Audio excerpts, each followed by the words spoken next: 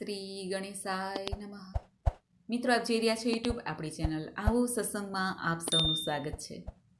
મિત્રો, આજે આ વિડીયોમાં આપણે સાંભળવાના છીએ શ્રીમદ ભગવદ્ ગીતાનો 18મો અધ્યાય મોક્ષ સંન્યાસ યોગ. મહાભારતના યુદ્ધમાં ભગવાન શ્રી કૃષ્ણએ અર્જુનને બોધ આપ્યો હતો.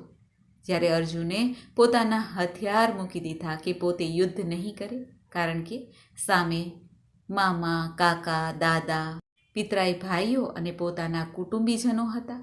તેમની સાથે યુદ્ધ કેવી રીતે કરવું?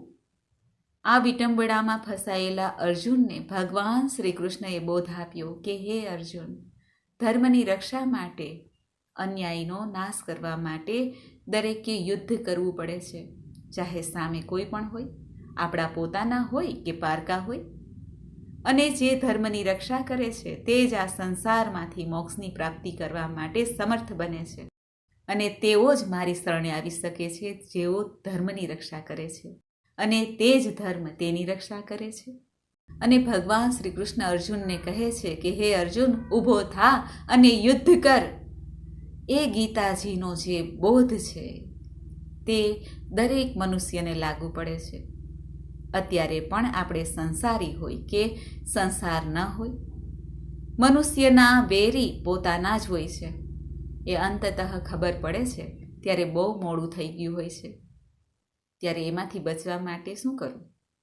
વેદવ્યાસજીએ જે મહાભારતનો ગ્રંથ લખ્યો છે તેમાં ભગવાને આપેલો આ બોધ ગીતાજી રૂપે શબ્દશ કહેવામાં આવ્યો છે, જેને અલગ તારવામાં આવ્યો છે આપણા સૌ માટે, આપણા સૌના કલ્યાણ માટે, માનવ જીવનના ઉત્થાન માટે. અને મનુષ્યએ શું કરવું શું ન કરવું તે વિવેક બોધ આપે છે આ ગીતાજી. માટે ગીતાજીનું પઠન પાઠન નિત્ય કરવું જોઈએ. એમાંય ખાસ કરીને શુભ દિવસ હોય, એકાદશી હોય, પૂર્ણિમા, અમાવસ્યા, પિતૃતિથિ હોય કે પછી કોઈ શુભ વાર ત્યોહાર, જન્માષ્ટમી, રામનવમી આદિ. ભગવાનના વચન છે સાક્ષાત આ ગીતાજી.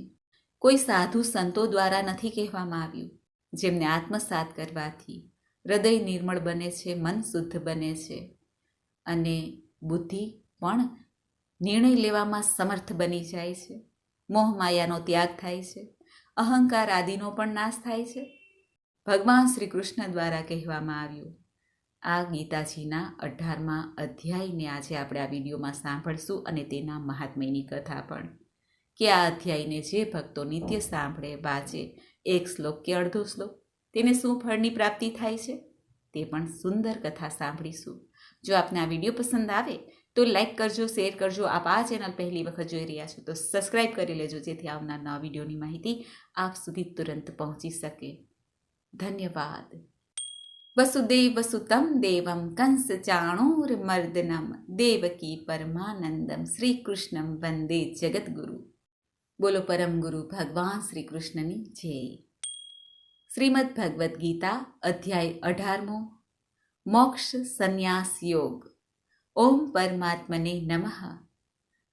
અર્જુન ભગવાન શ્રી કૃષ્ણને કહે છે, હે મહાબાહો, હે અંતર્યામી, હે વાસુદેવ, હું સંન્યાસના તેમજ ત્યાગના તત્વને જુદું જુદું જાણવા માંગુ છું.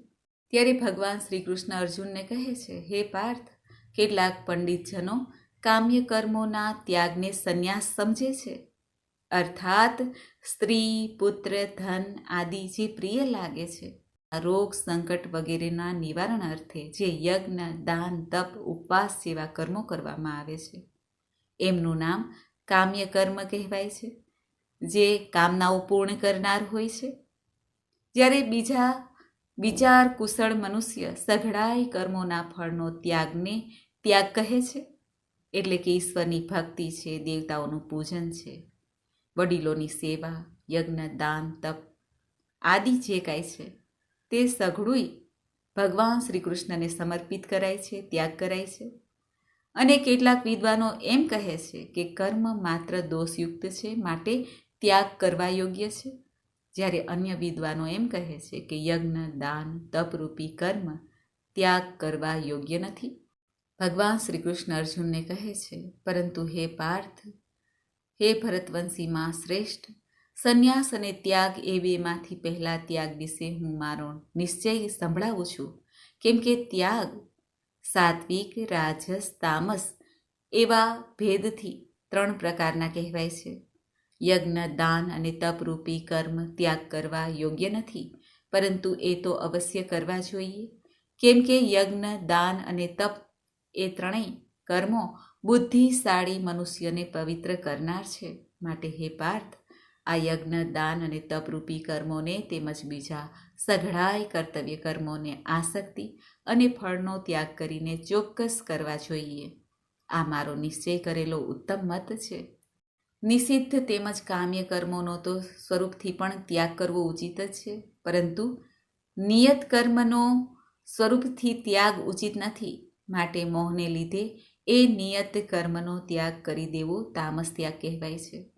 જો કોઈ મનુષ્ય જે કંઈ કર્મ કરે છે એ સઘળું દુઃખરૂપ જ છે એમ માનીને શારીરિક ક્લેશના ભયથી કર્તવ્ય કર્મનો ત્યાગ કરી દે છે, તો એ આવો રાજસ ત્યાગ કરીને ત્યાગના ફળને કોઈ રીતે પણ પામતો નથી.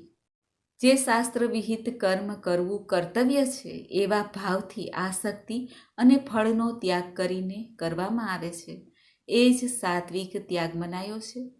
હે પાર્થ, જે મનુષ્ય અકુશળ કર્મનો દ્વેષ નથી કરતો કે કુશળ કર્મમાં આસક્ત થતો નથી, તે શુદ્ધ સત્વ ગુણથી યુક્ત મનુષ્ય સંશય વિનાનો બુદ્ધિશાળી અને ખરો ત્યાગી છે. કારણ કે શરીરધારી કોઈ પણ મનુષ્ય દ્વારા સંપૂર્ણપણે બધા જ કર્મોને ત્યાજવા માટે યોગ્ય નથી. માટે જે કર્મફળનો ત્યાગ કરનાર છે એ જ ત્યાગી કહેવાય છે. કર્મફળનો ત્યાગ ન કરનારા મનુષ્યના કર્મોનું સારું, નરસું, મિશ્ર એમ 3 પ્રકારનું ફળ મર્યા પછી અવશ્ય હોય છે. પરંતુ કર્મફળનો ત્યાગ કરી દેનારા મનુષ્યોના કર્મોનું ફળ કોઈ કાળે પણ નથી હોતું. હે મહાબાહો, સર્વ કર્મોના સિદ્ધ થવામાં આ 5 કારણો કર્મોનો અંત કરવાનો ઉપાય દર્શાવનાર સાંખ્ય શાસ્ત્રમાં કહેવાય છે. એમને તું મારી પાસેથી સારી પેઠે જાણી લે. હે કુંતીપુત્ર, આ વિશે એટલે કે કર્મોની સિદ્ધિ થવામાં અધિષ્ઠાન કરતા જુદા જુદા પ્રકારના કરણો, અનેક જાતની જુદી જુદી ચેષ્ટાઓ અને એ જ રીતે 5મું કારણ દેવ છે. કારણ કે મનુષ્ય મન, વાણી અને શરીરથી શાસ્ત્રને અનુકૂળ કે વિપરીત જે કંઈ પણ કર્મ આચરે છે. પરંતુ આમ હોવા છતાં પણ જે મનુષ્ય અશુદ્ધ બુદ્ધિનો હોવાને કારણે કર્મો ના થવામાં કેવળ અર્થાત શુદ્ધ સ્વરૂપ આત્માને કરતા સમજે છે, એ મલિન બુદ્ધિનો અજ્ઞાની ખરું નથી સમજતો.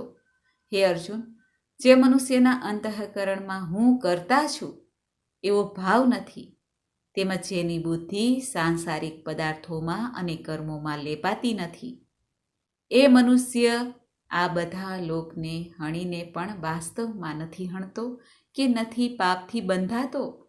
અને હે અર્જુન, જ્ઞાતા, જ્ઞાન અને જ્ઞેય આ 3 પ્રકારના કર્મનો પ્રેરકો છે. અને કર્તા, કરણ તેમજ ક્રિયા. કર્તા અર્થાત જોવું, સાંભળવું, સમજવું અને સ્મરણ કરવું. અને કર્તાના કારણો દ્વારા જે કંઈ પણ કરવામાં આવે છે તેને ક્રિયા કહેવાય છે. આમ કર્તા, કરણ અને ક્રિયા આ 3 પ્રકારનો કર્મ સંગ્રહ એટલે કે કર્મના સાધનો છે. તે ગુણોને આધારે સઘળા પદાર્થોની ગણના કરનારા સાંખ્ય શાસ્ત્રમાં ગુણોના ભેદને લીધે જ્ઞાન, કર્મ તથા કર્તા 3 પ્રકારના જ કહેવાય છે. એમને પણ તું મારી પાસેથી સારી પેઠે સાંભળ. હે અર્જુન, જે જ્ઞાનથી મનુષ્ય ભિન્ન ભિન્ન જણાતા બધા જ ભૂતોમાં એક અવિનાશી પરમાત્મા ભાવને અવિભાજિત રૂપે સંભાવી રહેલા જુએ છે, એ જ્ઞાનને તું સાત્વિક જાણ. અને જે જ્ઞાન દ્વારા મનુષ્ય સકળ ભૂતોમાં જુદી જુદી જાતના અનેક ભાવોને જુદા જુદા સ્વરૂપે જાણે છે, એ જ્ઞાનને તું રાજસ જાણ.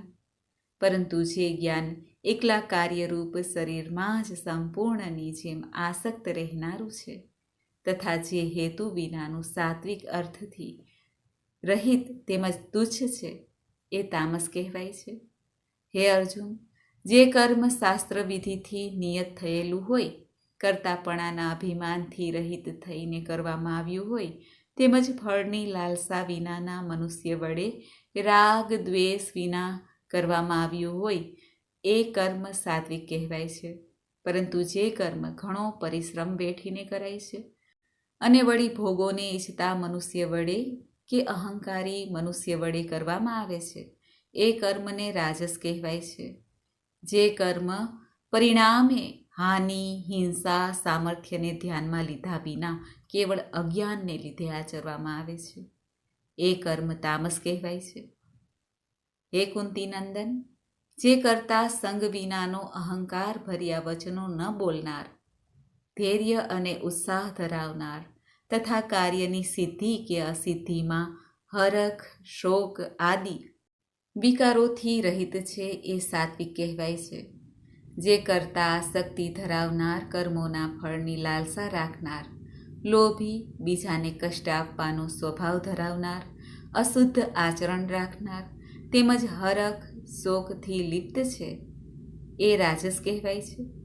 અને જે કરતા પોતાને વશમાં ન રાખનાર, અશિક્ષિત, ઘમંડી, શઠ, બીજાની આજીવિકાનો નાશ કરનાર, શોક કરનાર, આળસુ, દીર્ઘસૂત્રી અર્થાત આજનું કામ કાલ ઉપર છોડનાર એ બધા તામસ કર્મ કહેવાય છે. તથા હે ધનંજય, હવે તું બુદ્ધિ તેમજ ધૃતિનો પણ ગુણો અનુસાર 3 પ્રકારનો ભેદ મારા વડે સંપૂર્ણપણે વિભાગપૂર્વક કહેવાતો સાંભળ. હે પાર્થ, જે બુદ્ધિ પ્રવૃત્તિ માર્ગ અને નિવૃત્તિ માર્ગને, કર્તવ્ય તેમજ અકર્તવ્યને, ભય અને અભયને તથા બંધન અને મોક્ષને યથાર્થપણે જાણે છે એ બુદ્ધિ સાત્વિકી છે.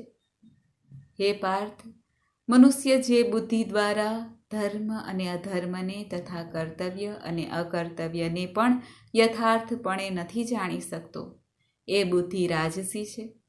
અને હે પાર્થ, તમોગુણથી ઘેરાયેલી જે બુદ્ધિ અધર્મને પણ આ ધર્મ છે એમ માની બેસે છે તથા એ જ પ્રમાણે બીજા સઘળા પદાર્થોને પણ અવળા માને છે તે બુદ્ધિ તામસી છે. હે પૃથાપુત્ર, જે અવ્યભિચારિણી અર્થાત સંસારમાં પરમાત્મા સિવાય સર્વમાં દોષ દ્રષ્ટિ રાખવી એટલે કે મોહિત ન થવું, તેને અવ્યભિચારિણી ભક્તિ કહેવાય છે. જે અવ્યભિચારિણી ધારણ શક્તિથી મનુષ્ય ધ્યાન યોગ દ્વારા મન, પ્રાણ અને ઇન્દ્રિયોની ક્રિયાઓને ધારણ કરે છે એ ધૃતિ સાત્વિકી છે. પરંતુ હે પૃથાપુત્ર અર્જુન, ફળની લાલસા રાખનાર મનુષ્ય જે ધારણ શક્તિ દ્વારા ઘણી આસક્તિપૂર્વક ધર્મ, અર્થ, કામને ધારણ કરે છે એ ધારણ શક્તિ રાજસી છે. તથા દુષ્ટ બુદ્ધિનો મનુષ્ય જે ધારણ શક્તિ દ્વારા નિંદ્રા, ભય, ચિંતા અને દુઃખને તથા ઉન્મત્તપણાને પણ નથી છોડતો પણ પકડી રાખે છે એ ધારણ શક્તિને તામસી કહેવાય છે. હે ભરત શ્રેષ્ઠ, હવે 3 પ્રકારના સુખને પણ તું મારી પાસેથી સાંભળ.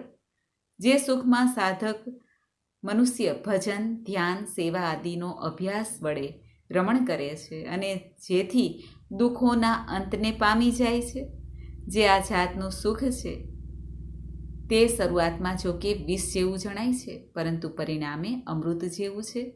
માટે એ પરમાત્મા વિષયક બુદ્ધિના પ્રસાદમાંથી ઉપજનારું સુખ સાત્વિક કહેવાય છે. જે સુખ વિષય અને ઇન્દ્રિયોના સંયોગથી થાય છે એ શરૂઆતમાં ભોગકાળમાં અમૃત જેવું જણાતું હોવા છતાં પરિણામે વિષ જેવું છે, માટે તે સુખને રાજસ કહેવાય છે. જે સુખ ભોગકાળે તેમજ પરિણામે પણ આત્માને મોહિત કરનારું છે એ નિંદ્રા, આળસ, પ્રમાદમાંથી જન્મેલું સુખ તામસ કહેવાય છે. પૃથ્વી પર, આકાશમાં કે દેવતાઓમાં અથવા એ સિવાય ક્યાંય પણ એવો કોઈ પણ જીવ નથી જે આ પ્રકૃતિમાંથી જન્મેલા 3 ગુણોથી મુક્ત હોય. માટે હે પરમતપ, બ્રાહ્મણ, ક્ષત્રિય, વૈશ્ય, શૂદ્રોના કર્મો સ્વભાવમાંથી જ ઉપજેલા ગુણો દ્વારા વિભક્ત કરવામાં આવ્યા છે.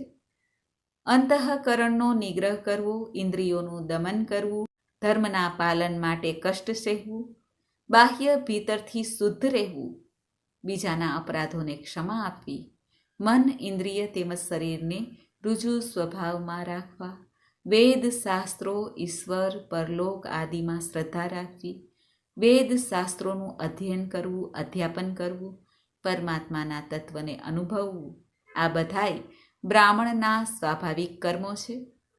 શૂરવીરપણું, તેજ, ધૈર્ય, નિપુણતા તથા યુદ્ધમાં પણ ન ભાગવું, દાન આપવું અને સ્વામી ભાવ એટલે કે પ્રજાનું પાલન કરવું, આ બધા ક્ષત્રિયના સ્વાભાવિક કર્મો છે.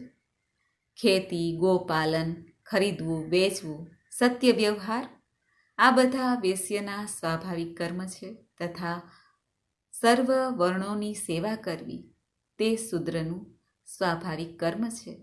અને આ પોતપોતાના સ્વાભાવિક કર્મમાં તત્પરતાપૂર્વક જોડાયેલો મનુષ્ય ભગવત પ્રાપ્તિરૂપી પરમ સિદ્ધિને પામી જાય છે. એટલે કે પોતાના કર્મોમાં કોઈ દોષ ન જોવો, ચાહે તે ઊંચું હોય કે નીચું હોય. પોતાના સ્વાભાવિક કર્મમાં મનુષ્ય જે રીતે કર્મ કરીને પરમ સિદ્ધિને પામે છે એ ઉપાયને પણ તું સાંભળ, આમ કહીને ભગવાન શ્રી કૃષ્ણ અર્જુનને કહે છે, હે કુંતી નંદન, જે પરમેશ્વરથી સઘળા પ્રાણીઓની ઉત્પત્તિ થઈ છે અને જેનાથી આ સઘળું આખું જગત વ્યાપેલું છે, એ પરમેશ્વરની પોતાના સ્વાભાવિક કર્મો વડે પૂજા કરીને મનુષ્ય પરમ સિદ્ધિને પામી જાય છે. માટે સારી રીતે આચરવામાં આવેલા બીજાના ધર્મ કરતાં ગુણ વિનાનો હોય છતાં પણ પોતાનો ધર્મ ચડિયાતો છે. કેમ કે સ્વભાવથી નિયત થયેલું સ્વધર્મરૂપી કર્મ કરતો મનુષ્ય પાપથી નથી લેપાતો. માટે હે કૌંતેય, દોષયુક્ત હોવા છતાં પણ સહજ કર્મને ન છોડવું જોઈએ. કેમ કે ધુમાડાથી અગ્નિની પેઠે સઘળા કર્મો કોઈને કોઈ દોષથી યુક્ત છે. હે અર્જુન, સર્વત્ર આસક્તિ રહિત બુદ્ધિ ધરાવનાર, સ્પૃહા વિનાનો તેમજ જેણે અંતઃકરણને જીત્યું છે, પરમ નૈષ્કર્મ્ય સિદ્ધિને પામે છે. માટે જે જ્ઞાન યોગની પરાનિષ્ઠા છે એ નૈષ્કર્મ્ય સિદ્ધિને જે પ્રકારે પામીને મનુષ્ય બ્રહ્મને પામે છે એ પ્રકારને હે કુંતી પુત્ર, તું સંક્ષિપ્તમાં જ મારી પાસેથી સમજ. હે અર્જુન, વિશુદ્ધ થયેલી બુદ્ધિથી યુક્ત, પચવામાં હલકો, સાત્વિક, નિયમિતપણે ખોરાક ખાનાર, શબ્દ આદિ વિષયોને ત્યજીને એકાંત તેમજ શુદ્ધ દેશનું સેવન કરનાર, સાત્વિક ધારણ શક્તિ દ્વારા અંતઃકરણ અને ઇન્દ્રિયોને સંયમિત કરીને મન, વાણી, શરીરને વશમાં રાખનાર, રાગ દ્વેષને સંપૂર્ણપણે નષ્ટ કરીને યોગ્ય રીતે દ્રઢ વૈરાગ્યનો આશ્રય લેનાર તથા અહંકાર, બળ, ઘમંડ, કામ, ક્રોધ અને પરિગ્રહને છોડીને નિરંતર ધ્યાન યોગને પરાયણ રહેનાર, મમત્વ વિનાનો અને શાંત મનુષ્ય પરબ્રહ્મ પરમાત્મામાં અભિન્ન ભાવે સ્થિત રહેવાને પાત્ર બને છે. એ સચ્ચિદાનંદ ધન બ્રહ્મમાં એકાત્મ ભાવે સ્થિત પ્રસન્ન મન યોગી ન તો કોઈના માટે શોક કરે છે કે ન કસાયની આકાંક્ષા કરે છે. એવો બધાય પ્રાણીઓમાં સંભાવ રાખનાર યોગી મારી પરાભક્તિને પામી જાય છે. એ પરાભક્તિ દ્વારા એ યોગી મુજ પરમાત્માને હું જે છું અને જેવો પ્રભાવનો છું બરાબર એવો ને એવો જ તત્વથી જાણી લે છે. તથા એ ભક્તિના પ્રભાવે મને તત્વથી જાણીને તત્કાળ મારામાં પ્રવેશી જાય છે.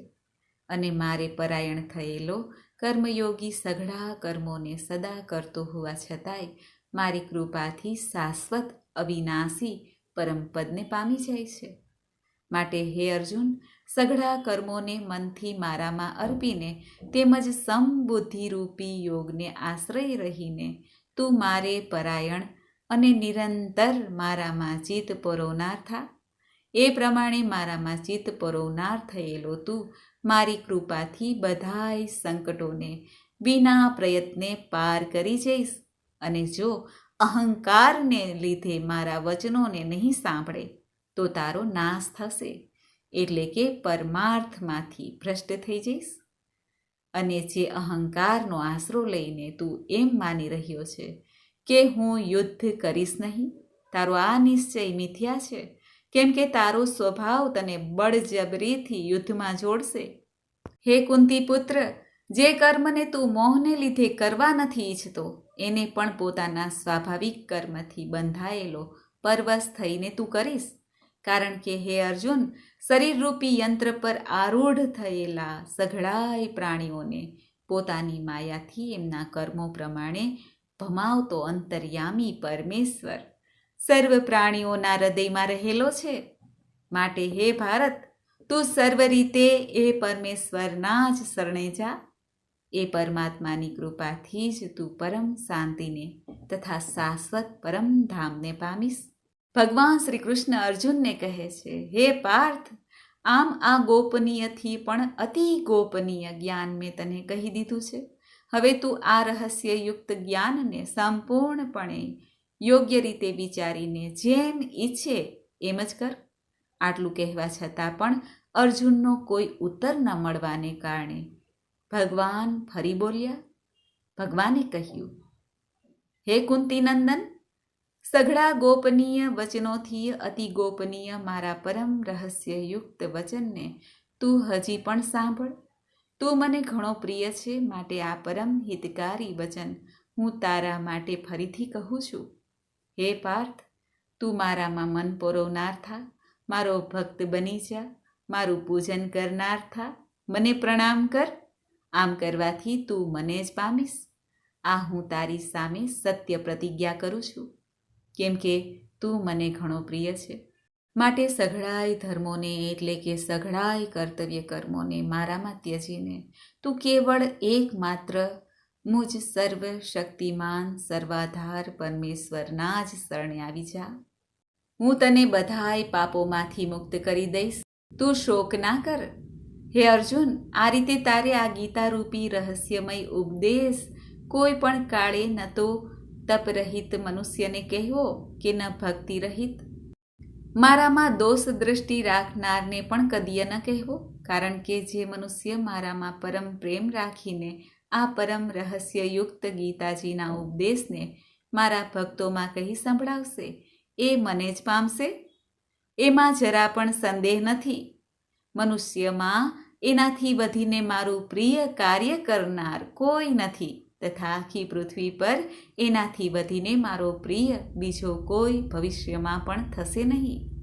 જે મનુષ્ય આ ધર્મમય આપણા બેના સંવાદરૂપી ગીતા શાસ્ત્રનું અધ્યયન કરશે, શ્રી કૃષ્ણ અર્જુન સંવાદનું અધ્યયન કરશે, એના દ્વારા પણ હું જ્ઞાન યજ્ઞથી પૂજિત થઈશ, એવો મારો મત છે. જે મનુષ્ય શ્રદ્ધાળુ અને દોષ દ્રષ્ટિ વિનાનો થઈને આ ગીતા શાસ્ત્રનું શ્રવણ કરશે, પઠન કરશે, એ મનુષ્ય સર્વે પાપોમાંથી છૂટી જઈને ઉત્તમ કર્મ કરનારાઓના શ્રેષ્ઠ લોકને પામશે. આ રીતે ગીતાજીનું મહાત્મય કહીને આનંદ કંદ શ્રી કૃષ્ણ ભગવાન અર્જુનને પૂછે છે, હે પાર્થ, શું આ ગીતા શાસ્ત્રને તે એકાગ્રચિતે સાંભળ્યું? હે ધનંજય, શું તારો અજ્ઞાનમાંથી ઉપજેલો મોહ નાશ પામ્યો? ત્યારે અર્જુન કહે છે, હે અચ્યુત, હે કેશવ, આપની કૃપાથી મારો મોહ નષ્ટ થઈ ચૂક્યો છે અને મેં સ્મૃતિ મેળવી લીધી છે. હવે હું સંશય રહિત થઈને સ્થિત છું, માટે આપની આજ્ઞાનું પાલન કરીશ.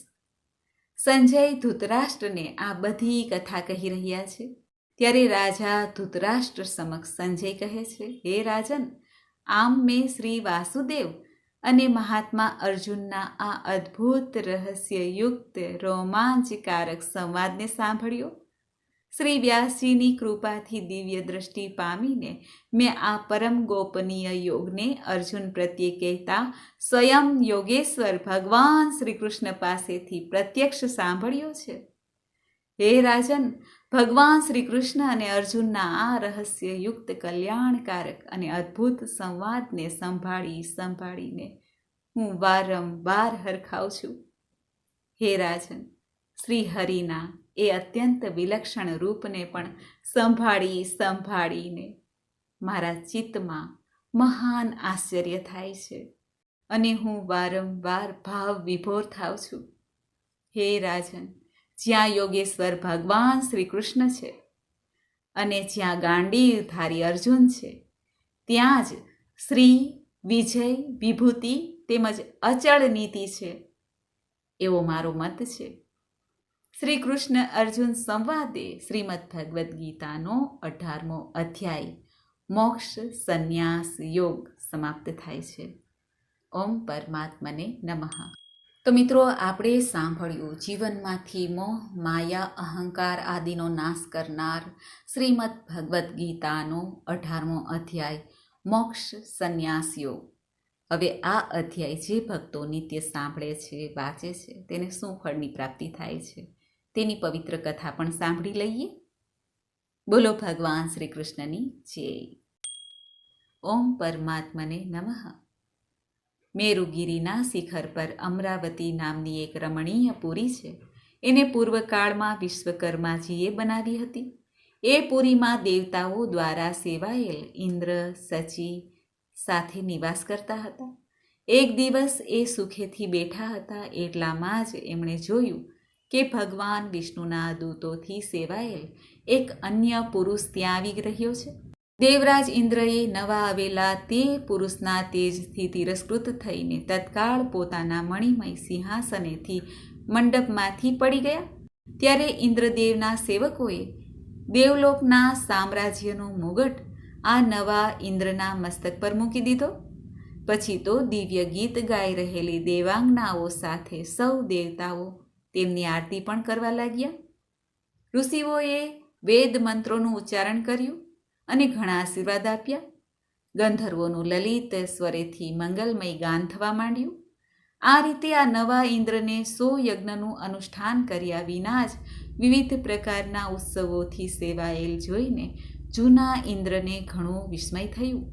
એ વિચારવા લાગ્યા કે આણે તો માર્ગમાં કદી પરબો બંધાવ્યા નથી, તળાવો ખોદાવ્યા નથી, બટે માર્ગોને વિશ્રામ આપ્યો નથી, મોટા મોટા વૃક્ષ વાવ્યા નથી, દુષ્કાળ પડતા અન્નદાન કર્યું નથી, પ્રાણીઓના સત્કાર કાર્યમાં ભાગ લીધો નથી.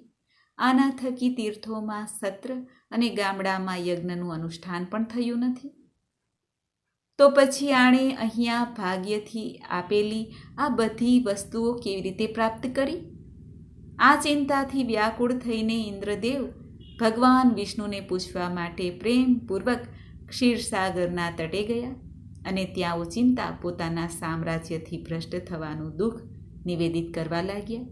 હે લક્ષ્મીપતિ, હે લક્ષ્મીકાંત, મેં અગાઉ આપની પ્રસન્નતા કાજે 100 યજ્ઞનું અનુષ્ઠાન કર્યું હતું.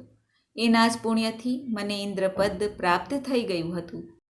પરંતુ અત્યારે સ્વર્ગમાં કોઈ બીજા ઇન્દ્ર અધિકાર જમાવી બેઠા છે. એણે ન તો કદી ધર્મનું અનુષ્ઠાન કર્યું છે કે ન યજ્ઞ.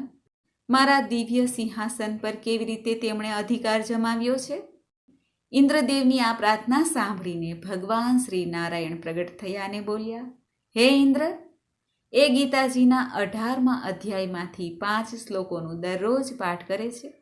એના જ પુણ્યથી તેને ઉત્તમ સામ્રાજ્યને પ્રાપ્ત કર્યું છે. ગીતાજીના આ 18મા અધ્યાયનો પાઠ સૌ પુણ્યોનો શિરોમણી છે. એનો જ આશ્રય લઈને તમે પણ પોતાના પદને ફરી સ્થિર કરી શકો છો. ભગવાન વિષ્ણુના આ વચનો સાંભળીને તે ઉત્તમ ઉપાયને જાણીને ઇન્દ્રદેવ બ્રાહ્મણોનો વેશ ધારણ કરીને ગોદાવરીના તટે ગયા. ત્યાં એમણે કાલિકા ગ્રામ નામનું ઉત્તમ અને પવિત્ર નગર જોયું, જ્યાં કાળનું પણ મર્દન કરનાર ભગવાન કાલેશ્વર બિરાજમાન હતા. ત્યાં જ ગોદાવરીના તટે એક પરમ ધર્માત્મા બ્રાહ્મણ બેઠેલા હતા, જે ઘણા દયાળુ અને વેદોના પારંગત વિદ્વાન હતા. એ પોતાના મનને વશમાં કરીને દરરોજ ગીતાજીના 18મા અધ્યાયનું સ્વાધ્યાય કરતા હતા. એમણે જોઈને રાજા ઇન્દ્રને ઘણી પ્રસન્નતા થઈ. ઇન્દ્ર રાજા તેમના ચરણોમાં પડી ગયા, મસ્તક નમાવ્યું અને એમની પાસેથી ગીતાજીના 18મા અધ્યાયનો અભ્યાસ કર્યો. અને 18મા અધ્યાયના નિત્ય અધ્યયનથી તેમણે શ્રી વિષ્ણુજીના સાયુજ્યને મેળવી લીધું. ઇન્દ્ર વગેરે દેવતાઓનું પદ ઘણું નાનું છે એમ જાણીને એ પરમ હર્ષ સાથે ઉત્તમ વૈકુંઠ ધામમાં ગયા. આથી આ અધ્યાય મુનિઓ માટે પણ શ્રેષ્ઠ પરમ તત્વ છે. આ અધ્યાયના શ્રવણ માત્રથી જ અવિદ્યાનો નાશ થાય છે. આ ભગવાન વિષ્ણુની ચેતના અને સર્વશ્રેષ્ઠ પરમ પદ છે. એટલું જ નહીં, વિવેકમયી વેલનું મૂળ કામ, ક્રોધ અને મદને નષ્ટ કરનાર છે. ઇન્દ્ર વગેરે દેવતાઓનું ચિત્તનું વિશ્રામ મંદિર છે. સનક આદિ સંતોનું, મહાયોગીઓનું મનોરંજન કરનાર છે. આ ગીતાજીના 18મા અધ્યાયનું પઠન કરવાથી યમદૂતોની ગર્જના બંધ થઈ જાય છે. ત્રિવિધ તાપને હરનાર છે. મોટા મોટા પાતકોનો નાશ કરનાર છે.